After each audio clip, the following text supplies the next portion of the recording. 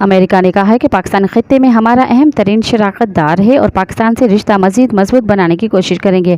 ہمارا پاکستان کے ساتھ سیکیورٹی اور تجارت کے شعبوں میں تعاون جاری ہے۔ امریکی محکمہ خارجہ کے نائب ترجمان ویدانت پٹیل نے پریس بریفنگ گفتگو کرتے ہوئے کہا کہ پاکستان خطے میں ہمارے اہم ترین شراکت داروں میں سے ایک ہے۔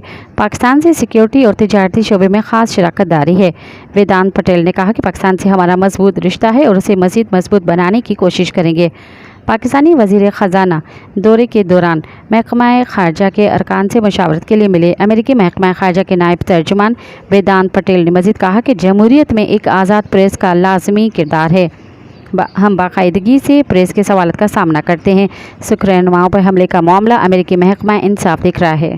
مزید خبرن ऐं तफ़सीलात लाइ विज़िट कयो असांजी वेबसाइट www.awamiNewsHD.com ऐं ॾिसंदा रहो अवामी न्यूज़ HD।